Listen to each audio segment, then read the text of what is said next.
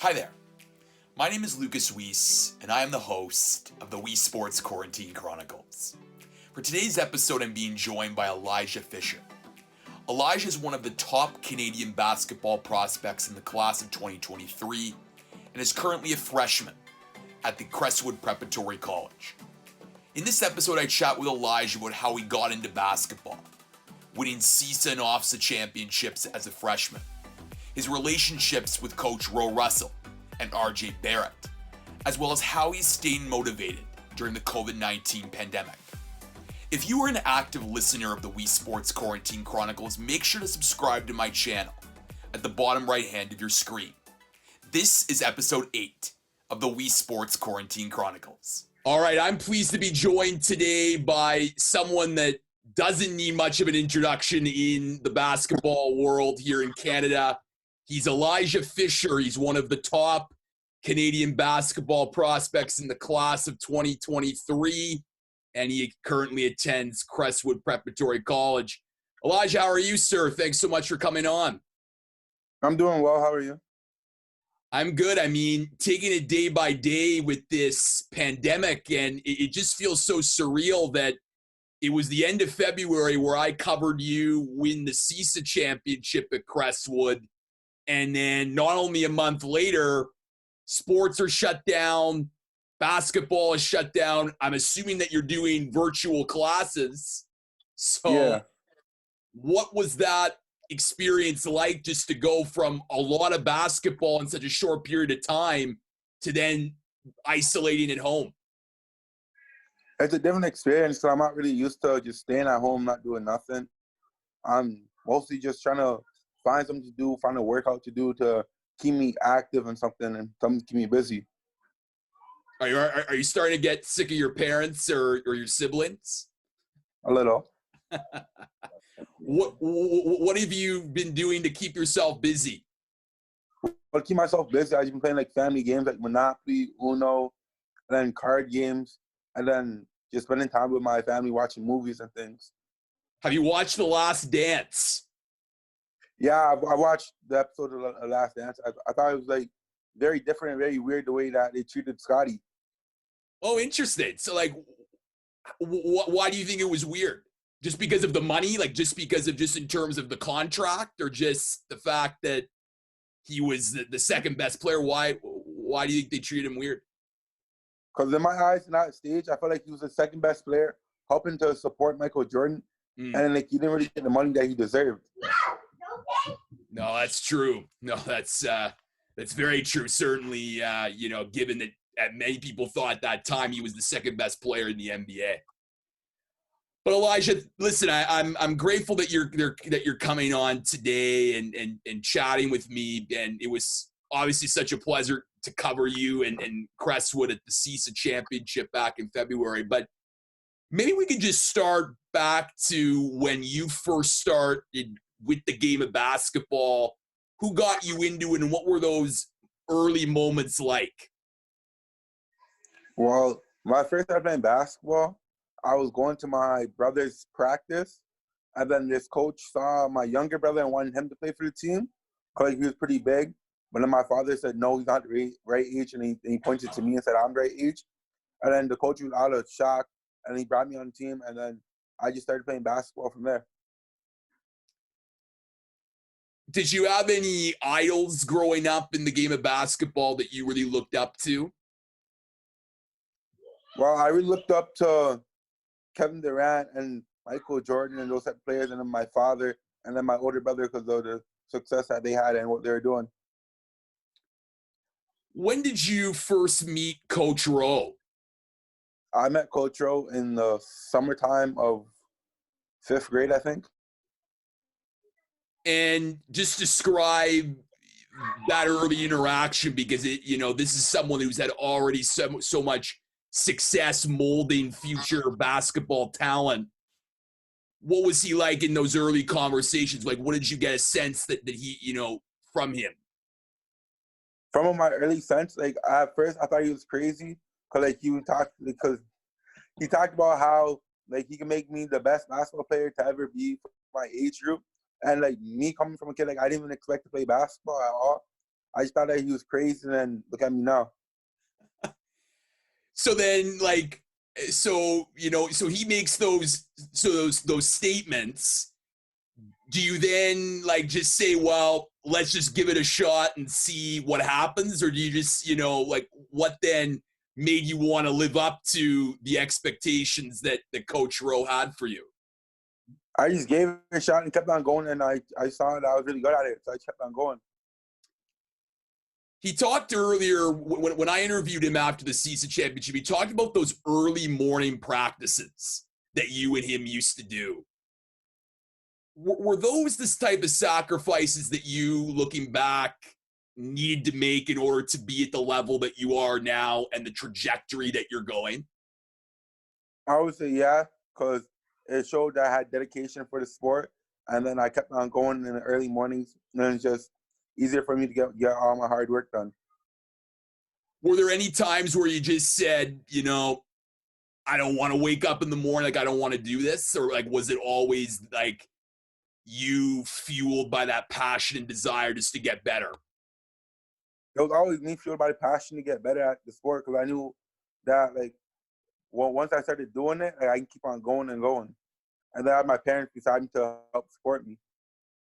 How influential have your parents been in your basketball journey? Because, doing research, I read, that they really preach the importance of education, which is obviously so important, but being, the elite athlete you are, having supportive parents must help you as you progress through your basketball development. Well, I would say that they're a big support in my progress of basketball, because at first I wasn't really doing nothing, and then they really believed in me and gave me the opportunity for me to play the sport, to wake up early mornings with me, to bring me to the gym, travel to America with me, and be able to drop me off early mornings so I can go work out, bring me back home, and then go back for another workout. They made a lot of sacrifices for me to be here where I am. Was it hard to get Coach Rowe to get up in the morning? Is he a morning person? It was really hard to get Coach Rowe up, because I would just tell him that I want to get in the gym early, and he's just there right on time. That's good. I mean, like, that's important, because, you need someone to have, who's a morning person, because he was talking about like as early as, 5, 6 in the morning. So, I mean, that's, for most people, they're still asleep. So credit to you guys for doing that for your basketball development. But, for you going to Crestwood and the education, aspect of Crestwood, but because of Coach Rowe, he's built Crestwood into a program that is one of the most successful prep programs in Ontario. What does that mean for you and your basketball development to be able to be with him in this program? Well, me being at Crestwood, I would say it's a big development for me, because it's teaching me more so how to be a leader and how to come over things as a captain and as a leader on the team. How has Crestwood helped you become a leader? Well, it's helping me become a leader, because it's showing me that I can't just let other people do it. I have to step up and lead people and guide them and show them, because most of the people this year are new people, and I'm a veteran. I've been here, so I have to step up and guide them and show them what to do. It's funny that you say veteran when you're only 15 years old. I mean, it's quite amazing, because most people are veterans when, they're seniors or they're a few years older. But does that come with pressure, knowing that, you're the veteran at 15? There's a lot of expectations on you. I wouldn't even say it's pressure. I would say it's more fun for me. Cause I like having pressure on me and all eyes watching me, because then I feel like that's when I show up the most. What's your relationship been with RJ Barrett? Doing research, I saw that he's been a big mentor of yours and someone that, you've looked up to. What has that relationship been like with someone who, like you, is, on the trajectory of being a really great Canadian basketball player? Well, our relationship, I would say, is like a big relationship that helped me still progress in basketball, because he taught me and showed me like just to have fun. And then in order for me to have fun, when I have fun, I just play the best state of basketball I can play in. Does he, did you guys like talk a lot, text a lot, did you, before the season, stopped, did you get to go see him live when the Knicks were in town, or like, how has he helped you in that respect? I got to see him while I went to New York for this camp, and he was playing against the Pelicans. I got to see him, and then like after the game, he talked to me and just showed me a couple of things. That's awesome. And Elijah, you played at the McDonald's All-American game. Just describe that feeling for you to be able to play in a game with so many different high school players that are so, at such a great level. Me playing in the middle school All-American game, I thought it was a great opportunity for me, because that's when I really first got to showcase my talent against other players that were my age. And then it just really helped me boost up my confidence even more. In a Slam article that was written about you, you make reference to this message that was on your phone that says, quote, "You suck." And it really struck with me because it shows that, you're someone that, often looks at the negatives and attempts to fixes that. And at such a young age, it's remarkable to have that perspective. Does that just ground you as an athlete to make you grounded so that, you don't get too high, too low, that, given all the attention that's been on you at such a young age? Yeah, I would say those messages that I keep in my phone, it still keeps me grounded, keeps me motivated to strive for more. Let's talk about this past season with Crestwood. You guys win the CISA championship in a dominating fashion against Crescent. You guys then go on to win OFSA. What was that team like being a part of? Because it just felt like, from being there and watching you guys win the CISA championship, that you guys were very close and very locked in through Coach Rowe, of course, and his leadership. Well, throughout that whole season, I would say we had some ups and downs, but it was a lot of fun. We all got to gel together more as teammates and get to know each other more so off the court than on the court. And then when we got to know each other off the court, it just brought more of a brotherhood on the court and us having fun together. What are the ways in which you and your teammates bond off the court? We'd bond off the court by playing music together, making jokes, and just having fun together. Was there a game that stood out to you this season, Elijah, for you and your performance particularly? I would say the first game of the season, when we played against Orangeville Prep, we're down our point guard, so I had to step up in order to facilitate the ball, be a point guard, and able to score for my team. I think I had 44 that game. Yeah, 44 points, and, against an Orangeville team that went on to win the OSBA Championships. Yeah. And talking about that OSBA Championship experience for you guys, you guys lost to Bill Crothers in the quarterfinals. I know that you and Crestwood and that team is so used to winning, but when you get a loss like that, how important is it for you in terms of learning from those defeats going forward?